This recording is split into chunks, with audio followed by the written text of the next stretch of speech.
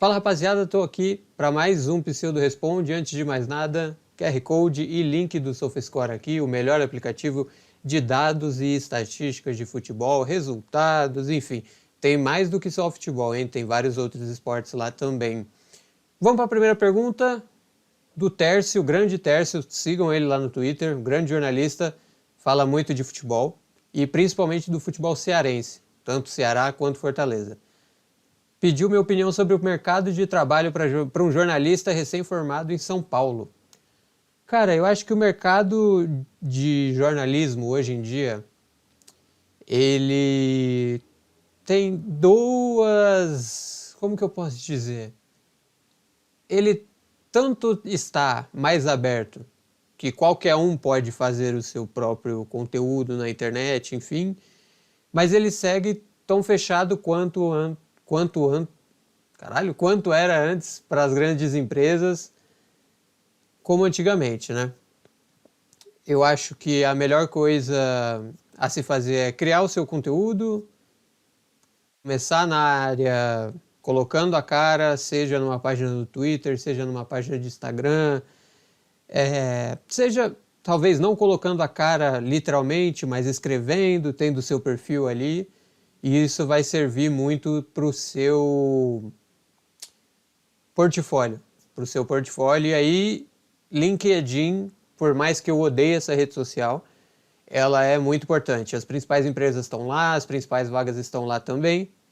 Então eu acho que é ficar muito de olho em LinkedIn e começar. Não importa se seja num veículo menor, num veículo de média audiência, de baixa audiência, seja para ninguém, seja ligar sua câmera, fazer para dar 2, 3 visualizações ali, mas isso já vai te ajudar muito para ter um portfólio primeiro e também na hora de se comunicar com a câmera. Parece fácil, mas não é nem um pouco. É muito difícil se comunicar com um objeto inanimado. É muito mais fácil se comunicar com uma pessoa na sua frente do que com um objeto inanimado. Ele é um pouco mais intimidador, talvez até. Vamos para a próxima pergunta, que é da Pamonhete. O bom nome, tá? Pseudo, quanto tempo demora para fazer os itens do Sola 10? Depende muito. Temas de React são os mais demorados, porque eu tenho que fazer a lista de vídeos, eu tenho que colocar eles naquele formato quadrado que vocês veem, que tem aqui do lado fica as câmeras deles, e num quadradinho do outro lado fica o vídeo ali rodando e tal. Então eu tenho que baixar todos os vídeos, colocar num formato, exportar nesse formato e aí depois pegar um print de cada vídeo, uma imagem de cada vídeo para fazer o quadrado pequenininho que é o que vai na nota. Isso em quadros de React, né, em programas de React, melhor dizendo é foda. Algo em torno de 1h30 a 2 horas, 2h30, dependendo da quantidade de itens e do quão é fácil achar vídeos ou achar a quantidade de itens necessária para fazer um bom programa. O que mais demora, eu acho que é você montar a lista do que colocar ali e fazer o quadrado em si. Programas que não são de React são um pouco mais tranquilos na parte de mão na massa, mas exigem mais tempo de criatividade para montar a lista. Programas que não são de React, talvez ali mão na massa mesmo, meia hora, 50 minutos dá para fazer todos os quadradinhos. Programa de React, 1h até 2h30, dependendo da quantidade de vídeos. Próxima pergunta, do Tércio de novo. Ainda acredita no potencial de Ryan Brewster? Qual o seu cria de Melwood, o AXA Center agora, que não virou craque? E o dele é o Neco Williams, que está no Nottingham Forest, né? Bom jogador, mas acho que não pro nível do Liverpool. Eu era um haterzinho dele. Não hater, não gostava dele no Liverpool, mas evoluiu demais agora com o Nunes Espírito Santo no Nottingham Forest. O meu cria de Melwood preferido, eu acho que quem me acompanha no Twitter sabe, é Ben Woodburn. Achava que ele seria um maestro, um gênio da bola, um Coutinho da vida. E hoje está no Salford City, da terceira divisão. Se eu acredito no potencial do Brewster, eu acho que não para virar aquele cara que eu imaginava, quando ele faz hat-trick contra o Brasil no Mundial Sub-17, se eu não me engano, era um Mundial Sub-17. Eu achava que ele seria muito mais do que ele é hoje e, no momento, muito mais do que eu penso que ele vai alcançar. Mas acho que ainda assim pode se tornar um atacante de um time de meio de tabela da Premier League. Ele está no Sheffield de hoje, acho que ele tem potencial para chegar, quem sabe, num Nottingham Forest da vida. Claro que não no Forest da temporada passada, mas num Forest ali na sua média, um Brentford, por que não? Mas eu acho que ele é um cara que não vai virar tudo aquilo que a gente esperava e também não é só isso que demonstra hoje. Próxima pergunta do João. Eu que te acompanho um pouco por aqui sempre quis saber qual o seu item mais valioso do Liverpool, aquele que você tem mais carinho por ter conseguido. E se possível, fala os horários em que você não está em casa. O meu item preferido que eu tenho do Liverpool, no que eu chamo aqui da minha mini coleção, por enquanto, que está crescendo, eu vou colocar na tela para vocês, essa jaqueta aqui. Ela é uma jaqueta que os jogadores usavam no banco de reservas no ano de 1996. Ela é da Reebok e eu acho que ela é minha preferida porque ela foi muito difícil de conseguir, é muito difícil de achar. Eu tive que comprar no eBay, consegui por um preço muito bom, inclusive. E o vendedor foi muito camarada e tal, tava com um pouco de receio de comprar, ele me deu todas as medidas, mandou várias fotos, enfim. O eBay é um lugar muito bom para você comprar coisas de coleção, assim, que são difíceis de achar no Brasil. Então acho que essa é a minha preferida. Claro, aqui, olha só, aqui, agora sim, tem uma camisa do Diogo Jota, que, enfim, eu já tinha muito carinho por ela, mas depois de tudo que aconteceu, eu acho que ela ganha um outro significado, né? Mas o meu top 1 segue sendo a boa jaqueta de banco de reservas de 1996, se eu não me engano, 96. Vamos lá para a próxima pergunta, do Endo Brasil, Water Endo BR. Quem é o maior jogador da história do Liverpool para você e quem é o seu preferido? Eu acho muito difícil você cravar o maior jogador da história do Liverpool, apesar de achar que o Dalglish está na frente dos demais. Né? Você tem ele que é muito ídolo como jogador e treinador, você tem o Gerrard, que é o maior ídolo do século XXI até então, você tem o John Barnes também, por que não? Ian Rush, claro, o maior artilheiro da história do time. E no século XXI, você já tem o surgimento de vários outros, né? Você tem Mohamed Salah, você tem o Van Dijk, por que não também? Falando de Van Dijk, outro zagueiro, o Alan Hansen, dos anos 80, 70 e 80. Então, assim, acho muito difícil, mas fico com o King Kenny, por enquanto. Nunca se sabe o que o Salah vai arrumar aí nos próximos 2 anos, acho muito difícil, mas por enquanto King Kenny. E o meu jogador preferido é Roberto Firmino. Comecei a torcer muito por conta dele e acho ele genial jogando, ganhou tudo que podia com o Liverpool, tem identificação com a torcida, é brasileiro, então me aproximava muito do time. Então acho que o Firmino é o meu jogador preferido, mas gosto muito do Milner também. Por outros motivos, claro, é um cara muito aguerrido, jogava em várias posições, pelo que se sabe nunca reclamava, então eu acho que é um espírito de liderança muito forte. Então eu sempre gostei muito do Milner também. Próximo do Sávio Costa. Qual clássico de uma liga não badalada você gostaria de assistir in loco? Cara, pensando rápido aqui, eu acho que vou ficar no clichê e vou de Celtic Rangers. Pensando ali que próximo da Inglaterra e tal, já estou com a cabeça pensando no futebol inglês por conta de uma novidade que vem por aí. Então eu fico no Reino Unido, fico na Escócia, vou de Celtic Rangers. Apenas Ed mesmo. O que você mais gosta de fazer fora do esporte? Eu gosto muito de jogar videogame, e aí, para não falar o FIFA, para falar de jogos fora do esporte, Skyrim é o meu jogo preferido da vida. Gosto muito de Overwatch também, eu acho que Overwatch é o meu FPS preferido e o que eu mais joguei. E claro, GTA, Red Dead Redemption, vamos ver se eu acho mais algum outro jogo aqui. E um pouco também, já gostei mais da saga Assassin's Creed. Eu joguei, zerei, né? O 1, o 2, o Brotherhood, o Revelations, enfim, a trilogia do Ezio toda. Tenho platinado o remake do Assassin's Creed 2 no PlayStation 4. O 3, o 4 joguei também. E aí, depois do 4, que é o Black Flag, eu acho que eu joguei só o Valhalla. Dei uma afastada, assim, e tal. O Unity é legalzinho também. Mas é isso, de jogos. E, claro, assistir filmes, séries. Já assisti muito mais. Hoje em dia talvez tenha menos tempo para fazer isso. E o tempo que eu tenho, eu prefiro jogar meu videogame, prefiro assistir um WWE aqui e ali. Então, acho que fora do esporte é isso. Eu gosto muito também de assistir vídeos no YouTube.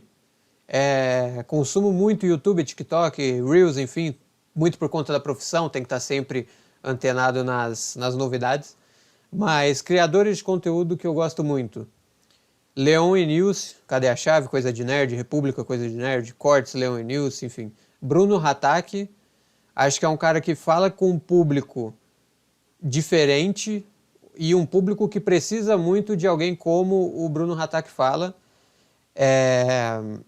Um cara ali um pouco menos extremo e tal, que hoje em dia é difícil de achar um criador de conteúdo tão razoável, pelo menos do que eu vejo, que fale para esse público tão extremo, né? Tão raptado pelos extremos, principalmente pela extrema direita, né? No caso, o público gamer. Um outro, não que o Bruno Hatak seja o símbolo da esquerda também, tá? Mas é só ponderando aqui. E o Gaba e os meninos do canal Vale a Pena, sobre vídeos de reviews de comida. Sou viciado em vídeos de review de comida, só consigo almoçar ou jantar assistindo vídeos de review de restaurante, review de comida de supermercado, enfim, e o Gordo Original. Deveria ter sido o primeiro criador dessa lista. O Gordo Original, para mim, faz um trabalho espetacular e, para mim, é o melhor canal de review de comida da internet. Cara, considerando gringos também, tá? O Gordo Original é um dos caras que mais tem conteúdo e infelizmente talvez não tenha os números que eu gostaria que ele tivesse, tá? Eu acho que o Gordo Original é um cara com conteúdo para ter 100 mil em todos os vídeos, mas infelizmente não é assim que a banda toca, não é assim que o YouTube funciona. Para falar mais um, Carioca no Mundo também, acompanho ele desde 2017, 2018, então ficam essas recomendações aí de canais do YouTube que eu gosto. Mais uma pergunta do Rafinha. Qual a sua WrestleMania preferida, favorita, né? Ele escreve, e por quê? WrestleMania 31 de 2015. Por quê? Porque é a primeira que eu assisti, então eu tenho muito dessa lembrança de...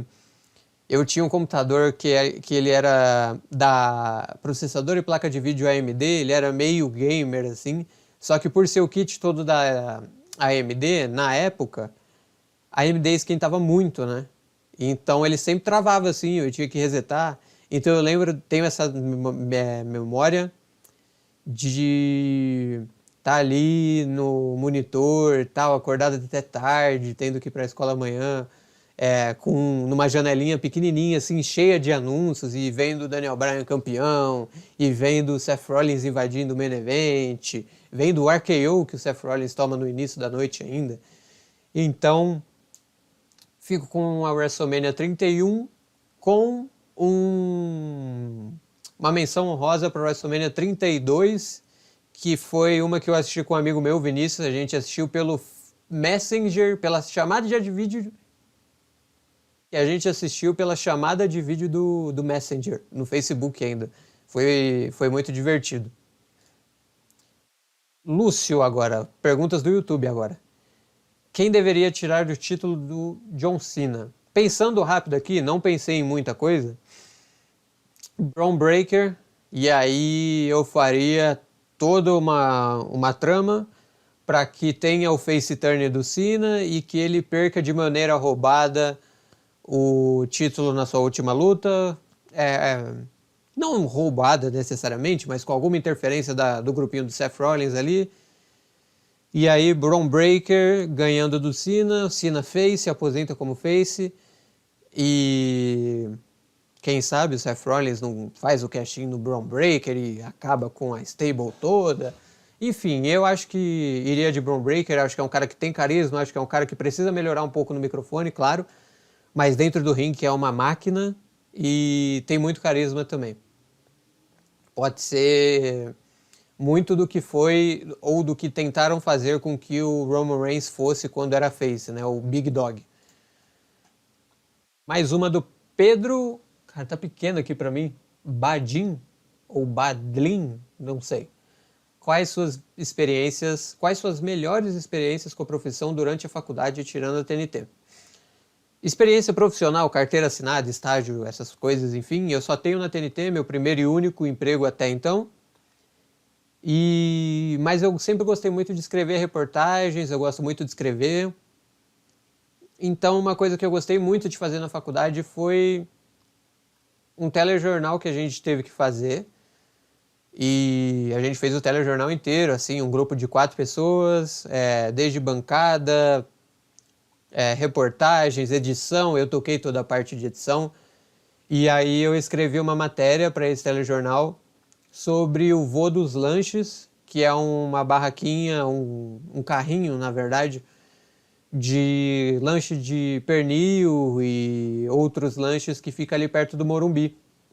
Então teve um majestoso que eu fui só para fazer essa matéria, eu e um amigo meu, o Wendes, e aí a gente ficou o dia inteiro lá gravando e tal, e modéstia à parte, eu gostei muito do texto que eu escrevi para essa reportagem, comparando ali o vô do lanche com um técnico de futebol, comandando a equipe do carrinho, como o Ancelotti comandava o Real Madrid, e aí eu faço uma brincadeira ao final falando que tanto o jogo do Morumbi quanto o lanche se uniam no mesmo adjetivo, que era o majestoso. Então eu consegui fazer uma pegada muito Thiago Crespo, não sei se vocês acompanham, se não acompanham deveriam acompanhar. Para mim hoje é o melhor jornalista de reportagem do cotidiano, assim, de um SPTV da vida, de um jornal hoje. Para mim, o Thiago Crespo é um dos melhores jornalistas do Brasil atualmente. E essa minha reportagem é 100% inspirada no Thiago Crespo. Próxima pergunta do Eduardo Gabriel 421. Liverpool campeão da Champions ou São Paulo campeão da Libertadores? E eu vou abrir essa pergunta, tá? Para uma pergunta que sempre me fazem quando eu falo que torço pro Liverpool e pro São Paulo. Para qual que eu torço mais? Seguinte, eu acho muito difícil você mensurar o que é paixão. Você quantificar um sentimento. Então, a partir do momento que não se quantifica um sentimento, ele não tem limite. Se ele não tem limite, ele é infinito. E você não tem como dividir o infinito. Como que você faz metade de infinito aqui e metade de infinito para lá? Não, é 100% para os dois times. O mesmo tanto que eu torço para o Liverpool, eu torço para o São Paulo. Acontece que tem momentos e momentos. Tem momentos que eu estou mais próximo, não fisicamente, claro, mas do Liverpool, momentos que eu estou mais próximo e também fisicamente do São Paulo. Mas, enfim, respondendo a pergunta, Liverpool campeão da Champions ou São Paulo campeão da Libertadores, não que num cenário realista, não tem nada a ver com o outro, né? Mas hoje, considerando o risco que o São Paulo tem de alguém ultrapassá-la, né? Um time brasileiro ultrapassá-la. A gente tem aí Flamengo e Palmeiras sempre brigando para ser o primeiro tetra. Eu acho que seria muito legal o São Paulo ser o primeiro tetracampeão da Libertadores.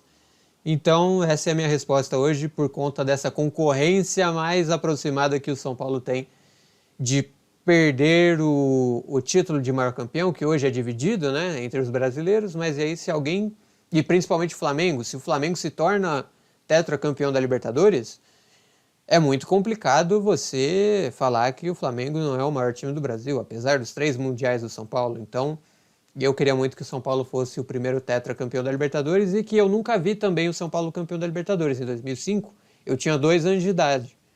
Na época, meu pai ainda fazia lavagem cerebral comigo para tentar me transformar em santista. Então, eu não lembro de nada. Nada. O primeiro título que eu tenho alguma memória do São Paulo é o último do tricampeonato brasileiro, que eu lembro que eu fui para casa de um vizinho meu jogar Brasfoot e o plano de fundo dele era o 5-3-3 do São Paulo, e aí tinha uns bonequinhos carregando o 6 para tirar o 5 e colocar o 6-3-3. Então essa é a minha resposta. Aí a pergunta do Terço, que foi a primeira. Fim de mais um Pseudo Responde, 23 minutos de gravação, né? Eu acho que na edição vai ter alguns trechinhos para cortar, algumas pausas, enfim. Peço o seu like, fique atento no canal, fique atento no meu Twitter também, aqui embaixo. Tem os arrobas, teremos novidades por aí, principalmente para quem gosta de futebol em inglês. Baixe o SofaScore, deixe sua pergunta aqui nos comentários também, se eu não a respondi, posso respondê-la pelos comentários, like no vídeo, sininho ativado, porque eu volto em breve com novidades. Abraço!